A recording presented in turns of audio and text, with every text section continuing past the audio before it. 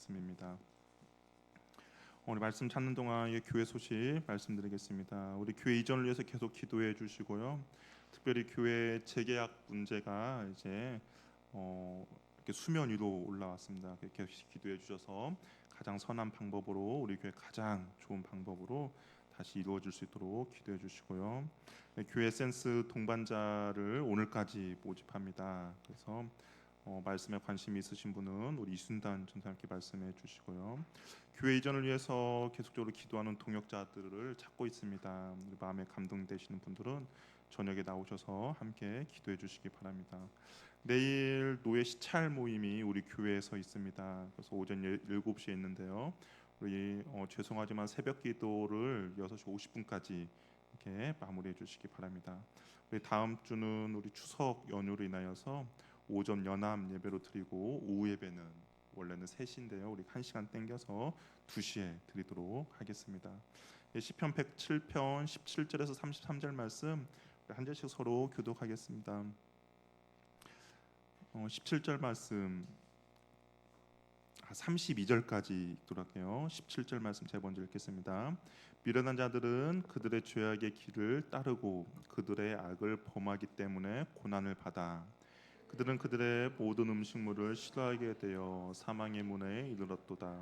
이에 그들이 그들의 고통 때문에 여호와께 부르짖으매 그가 그들의 고통에서 그들을 구원하시되 그가 자기의 말씀을 보내어 그들을 고치시고 위험한 지경에서 건지시는도다. 여호와의 인자하심과 인생에 행하신 기적으로 말미암아 그를 찬송할지로다. 감사제를 드리며 노래하여 그가 행하신 일을 선포할지이다.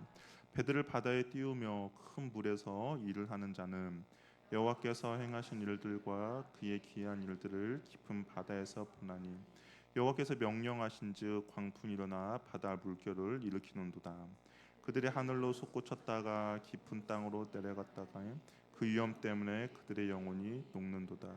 그들이 이리저리 구르며 취한 자같이 비틀거리니 그들의 모든 지각이 혼돈 속에 빠지는도다. 그들의 고통 때문에 여호와께 부르짖으매 그가 그들의 고통에서 그들을 인도하여 내시고 광풍을 고요하게 하사 물결도 잔잔하게 하시는도다. 그들의 평온함으로 말미암아 기뻐하는 중에 여호와께서 그들을 바란 항구로 인도하시는도다.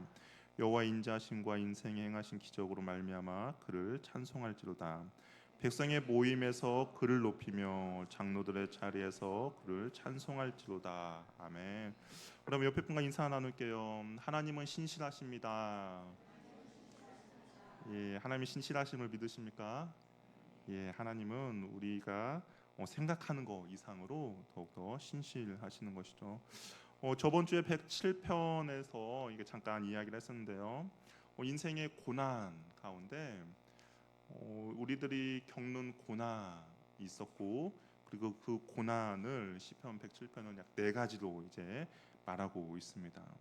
근데 그 고난 가운데 있을 때 하나님께서는 그 고난에 빠진 우리를 외면하지 않으시고 우리가 그 고통과 고난 가운데 하나님을 찾고 하나님을 구하며 하나님께 부르짖으면 하나님께 도와주시고 인도해 주셨습니다. 우리의 상황이 어떠하든지 그러니까 내가 죄를 지어서 고난에 빠질 수도 있고 그렇지 않는 상황일 수도 있음에도 불구하고 내가 방향을 돌려서 하나님을 찾으면 하나님의 그 선하심과 인자하심으로 우리를 붙들어 주시고 인도해 주십니다. 그래서 6절, 13절, 19절, 28절을 보면 고난 가운데 빠져 있었어요. 뭐 내가 잘못한 고난일 수도 있고요. 내가 죄를 행해서 빠지는 고난일 수도 있고. 근데 그 상황 가운데 하나님께 부르짖더니 하나님께서 듣고 계신 것이죠. 그리고 그 환난과 고통 가운데서 하나님께서 건져내 주시고 구원해 주셨습니다. 이것이 시편 기자가 말하고 있는 하나님의 신실하심과 인자하심이라는 것이죠. 자녀의 부르짖음에 하나님께서는 반드시 응답해 주신다라는 겁니다. 우리 인생에서 맞닥뜨리는 고난을 4가지라고 시편 기자가 이해하는데요. 첫 번째는 광야와 사막길 같은 곳에서 방황하는 고난이 첫 번째였고 두 번째 고난은 흑암과 사망의 그늘에 갇혀 있는 거였습니다. 오늘 이제 세 번째, 네 번째를 나누겠는데 세 번째 고난은 질병의 고난이에요. 근데 이 고난도 보니까 우리가 말씀을 잘 보니까 나의 잘못으로 당하는 고난입니다. 우리 17절에 보니까 미련한 자들은 그들의 죄악의 길을 따르고 그들의 악을 범하기 때문에 고난을 받는다라고 되어 있습니다. 그러니까 내가 악인의 길을 따랐어요. 내가 악인을 따라가다 보니까 어쩔 수 없는 당하는 고난이었죠. 근데 18절에 보니까 뭐라고 되어 있어요? 모든 음식을 싫어하게 되었다라고 되어 있습니다. 어떤 악인을 따르다 보니까 그 이제 죽음의 문턱에 이르게 되었다라고 이야기합니다. 우리나라 말 이런 말이 있죠. 밥숟가락 이제 다 놓다라는 표현 있잖아요. 뭐 저 사람 이제 늙어서 밥숟가락 들 힘도 없어. 그 무슨 의미입니까? 이제 곧 죽을 수 있다라는 그런 의미잖아요. 여기서도 이제 그렇게 이야기를 하고 있는 거예요. 음식물을 싫어하게 되었다라는 것은 이제 곧 음식을 먹지 못하는 그런 상황이 이르렀다라고 이야기를 하고 있는 것이죠. 아픈 사람이 음식을 잘 먹으면 그 사람은 회복이 됩니다. 그런데 음식을 넘기기를 거부하면 죽게 되는 거죠. 그러니까 시편 지금 이 세 번째 고난에 빠진 사람도 죽음 직전에 이르렀습니다. 죽음 직전에 이르렀는데 자신이 잘못했죠. 자신이 악인의 길을 따르다가 죽음 직전에 이르렀습니다. 그런데 이거 어떻겠습니까? 하나님께 부르짖었다라고 이야기해요. 그 죽음의 직전 가운데 하나님께 부르짖으니까 19절 어떻게 됐어요? 그들의 고통에서 그들을 구원하셨다라고 이야기를 하고 있습니다. 말씀에 순종했기에 하나님을 고쳐주신 것이 아니에요. 죽음 직전에 어떻게 말씀에 순종하겠습니까? 단지 이가 했던 것은 그 상황 가운데 하나님을 찾고 하나님을 구한 거죠. 그랬더니 하나님께서 그의 자녀의 간구에 응답해 주셨고 고쳐 주셨다라는 겁니다. 근데 하나님께서 치유하실 때 어떻게 치유를 해 주셨냐? 20절에 뭐라고 되어 있어요?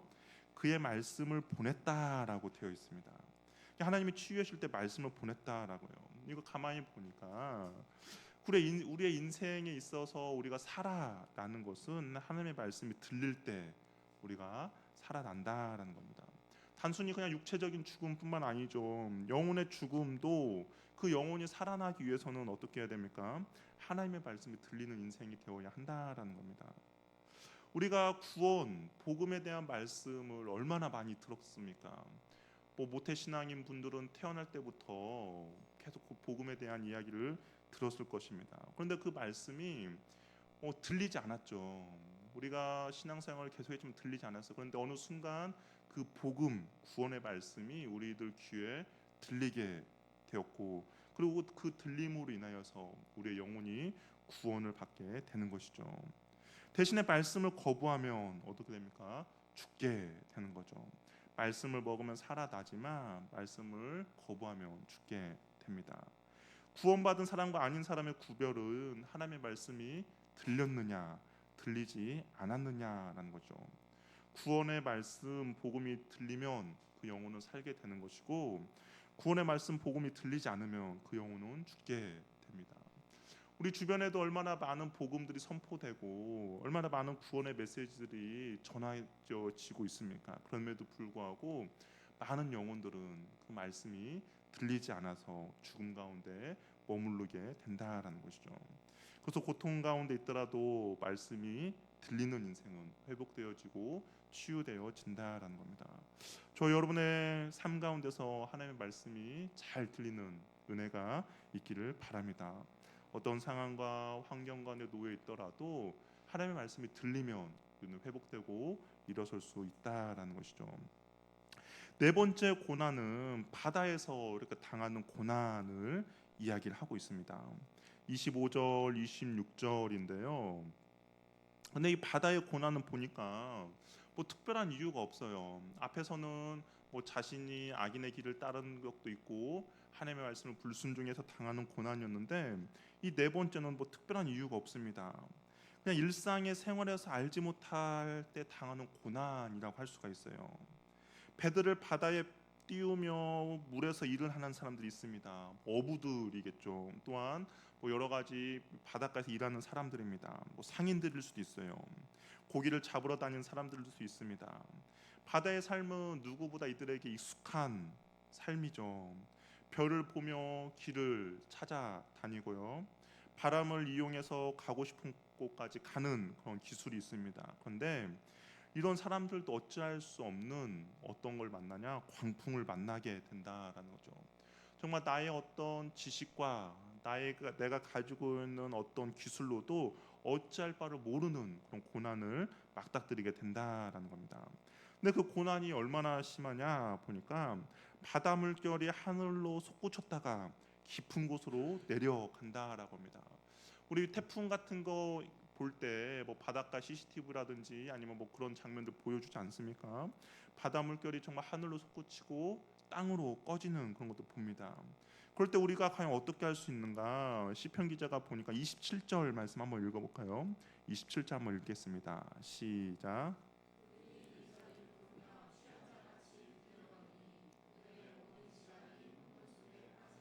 예, 어찌할 바를 모르고 26절에는 보니까 그들의 영혼이 녹는다라고 되어 있습니다. 우리 흔히 말 멘붕이 온 것이죠. 마치 술 취한 사람들이 갈질자로 걷는 것처럼 이리저리 구르며 비틀거리고 모든 지각, 자기들 알고 있는 모든 지식, 지혜가 아무 쓸모없는 그런 고난을 맞게 되는 것이죠. 튼튼한 배도 아무 소용이 없습니다. 항해를 떠나며 백기를 찾는 기술도 이러한 상황 가운데는 아무 의미도 없는 것이죠. 정말 수많은 바다에서 얻은 그 경험도 이런 광풍 앞에서는 아무 소용도 없고 쓸모도 없습니다. 내 힘으로 무언가 해보려고 하지만 그것은 무용지물인 것이죠. 내 지식, 내가 가지고 있는 재산, 내가 가지고 있는 건강, 내가 할 수 있는 일은 아무것도 없는 정말 멘붕의 상태에 놓여 있는 그런 고난입니다. 그런데 이런 상황 가운데서도 우리가 해야 할 일은 무엇이냐? 바로 28절 말씀인데요. 28절 말씀 한번 읽어보겠습니다. 시작.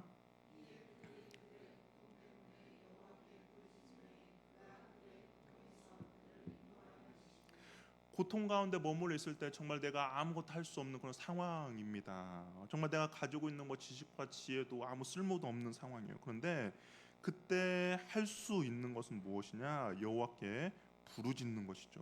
그때 하나님께서 어떻게 해주셨습니까? 기도에 응답해 주셔서 광풍을 고요하게 하시고 물결도 잠잠하게 하시며 그리고 무엇이에요? 우리가 바라는 항구로 인도해 주셨다라고 이야기를 하고 있습니다. 이 네 가지의 고난, 우리의 인생 가운데 맞닥뜨릴 수 있는 고난입니다. 그럼 이 고난 가운데 우리가 해야 할 일은 무엇입니까? 시편 기자는 말하고 있죠. 이런 고난 가운데 너희들이 해야 될 것은 다른 것이 아니라 하나님을 찾고 부르짖으라라는 것입니다. 그 고난 가운데 나의 어떤 지식도 뭐 아무 소용도 없죠. 내가 가지고 있는 뭐 다 소용 없습니다. 그런데 하나님께 부르짖을 때 하나님께서 그 고난 가운데 우리를 건져 주신다라는 겁니다. 인생의 고난 가운데 하나님을 찾고 구하면 하나님이 구원해 주신다라는 것이죠. 107편에 보면 네 가지의 고난이 있다라고 했잖아요. 근데 그 네 가지의 고난 가운데 고난의 모든 요소 가운데 또 포함되어 있는 것이 뭐냐면 하나님께 부르짖음에 하나님께서 구원해 주신다라는 거죠. 우리의 많은 인생들이 있습니다. 우리 인생 가운데 얼마나 많은 힘든과 어려움이 있겠습니까? 그런데 그 힘든과 어려움 가운데 우리가 하나님을 찾고 하나님을 구할 때마다 하나님께서는 응답해 주신다라는 것이죠. 내가 어떻게 할 수 없습니다. 내가 어떻게 해결할 수도 없는 상황이에요.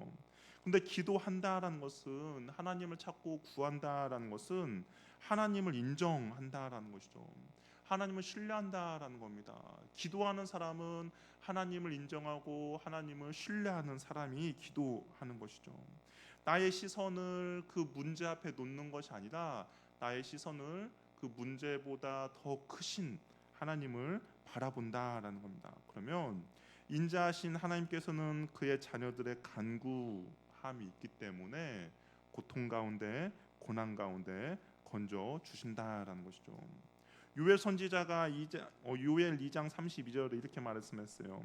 누구든지 여호와의 이름을 부르는 자는 구원을 얻을 것이다라고 이야기했습니다.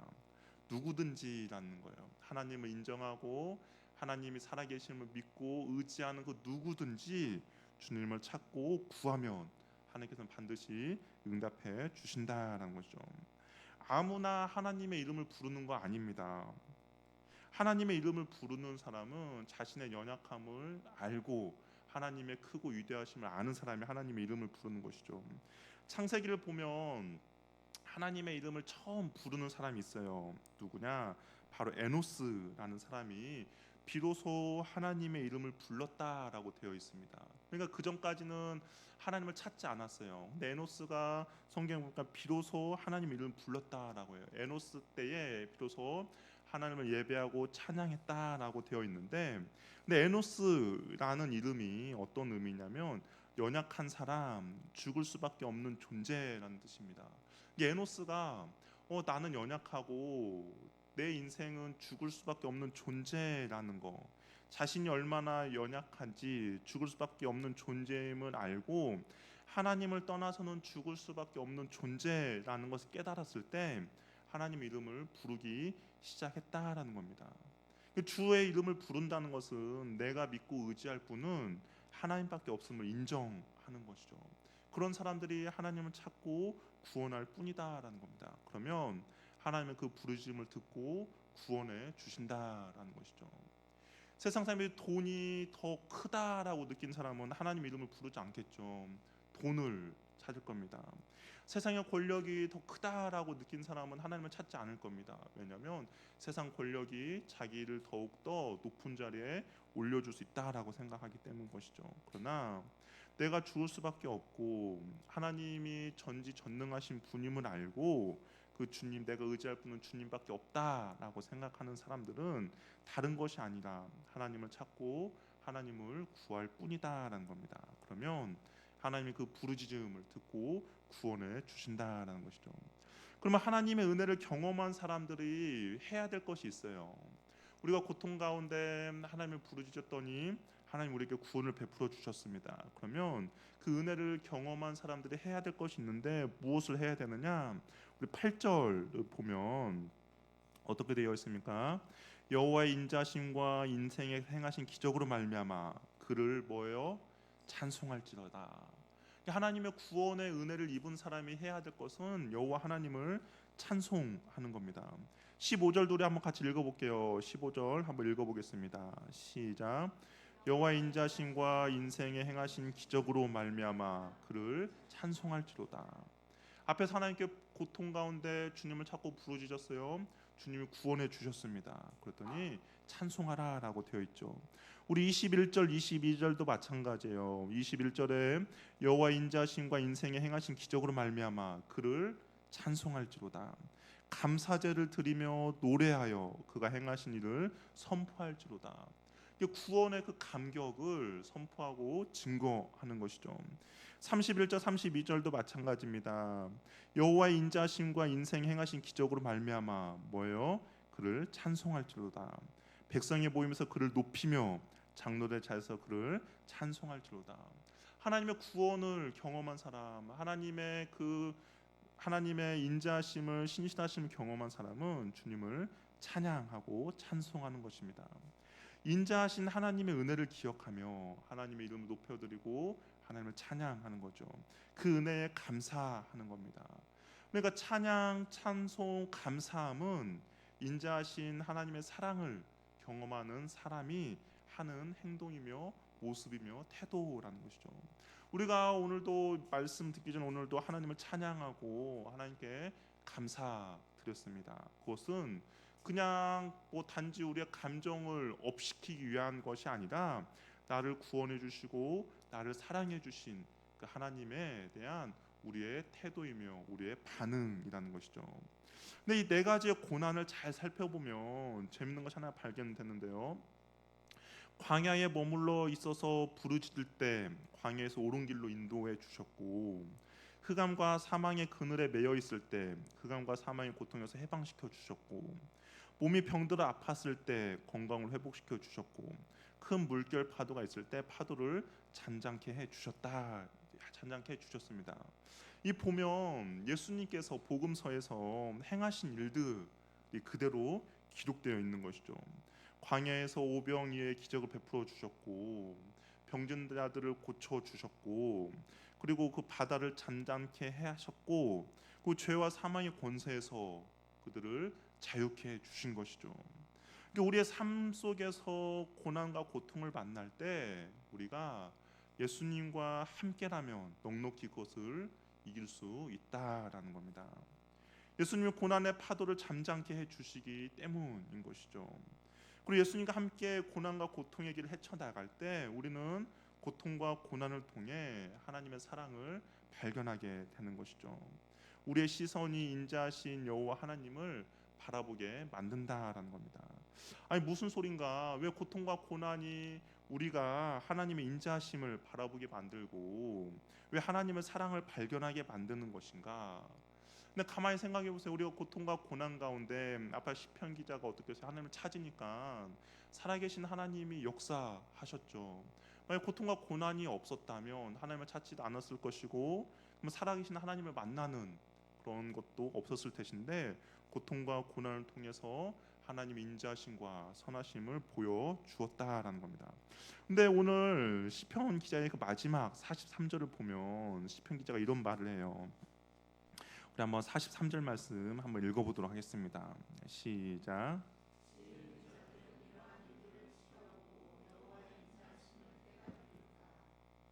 그러니까 하나님의 사랑을 발견하는 것, 하나님의 인자하심을 발견하는 것이 지혜 있는 자들이라고 이야기합니다. 이것을 발견한 사람이 바로 지혜 있는 자라고 이야기해요. 여호와의 인자하심을 발견하는 겁니다. 우리가 죄로 인하여서 징계를 받을 수도 있죠. 그래서 우리의 삶에서 또한 우리의 삶에서 알 수 없는 고난도 받을 수도 있습니다. 이해할 수 없는 고난에 맞닥뜨릴 수 있어요. 그러나 지혜 있는 자는 무엇입니까? 고난의 유익을 발견하는 것이죠. 고난과 고통은 싫지만 그것으로 인해 경험되는 하나님의 인자하심을 깨닫게 되는 겁니다.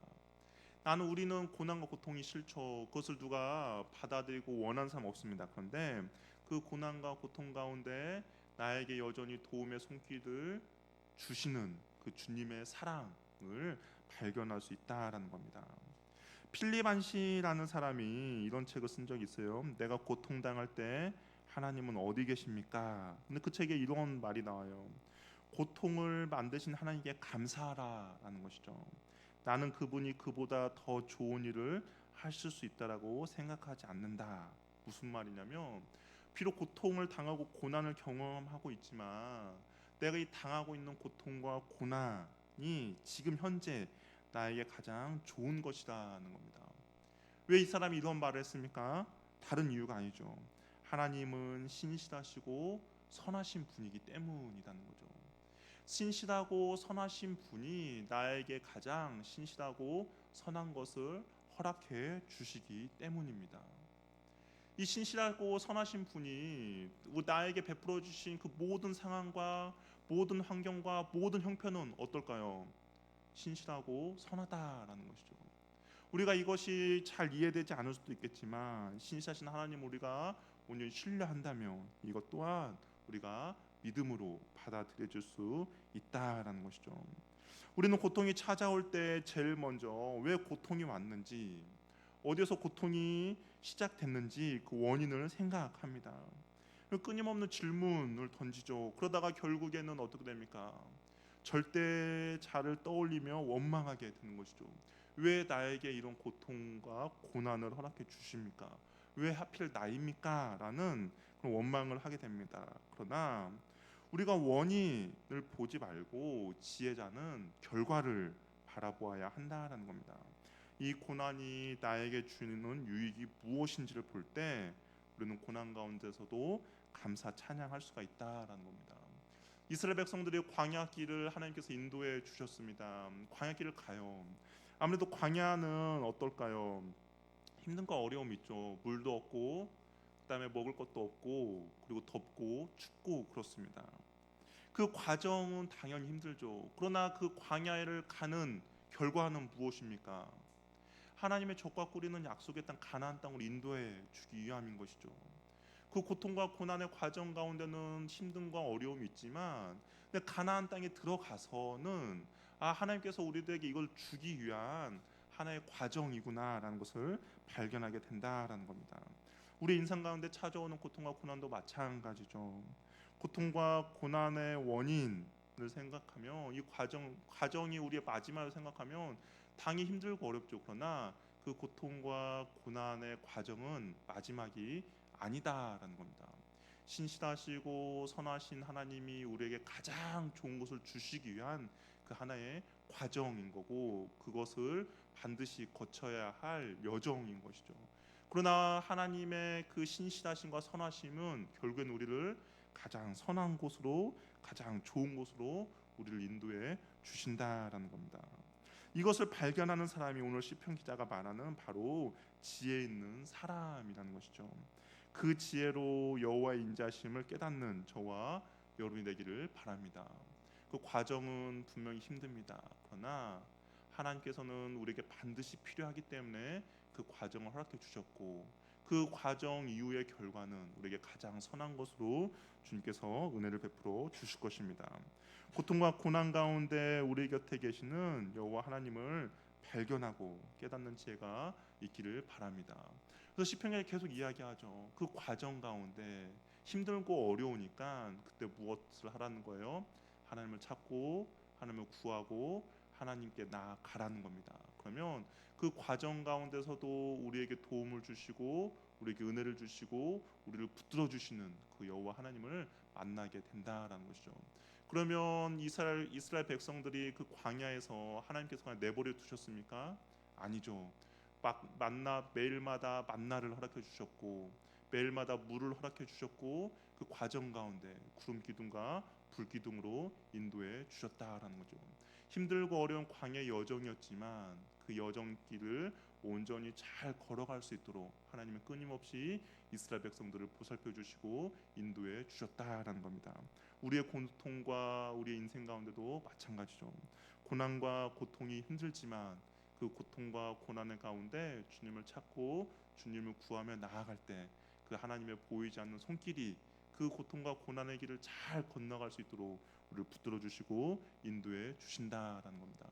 혹시 여러분 삶의 고통과 고난 가운데 있다라고 생각하시는 분 있습니까? 그러면 여호와 하나님을 찾고 간구하고 부르짖으십시오. 그러면 하나님께서 우리를 분명히 붙들어 주시고 구원해 주시고 인도해 주실 것입니다. 그 하나님의 선하심과 인자하심을 발견하는 저와 여러분 되기를 바랍니다. 함께 우리 찬양하며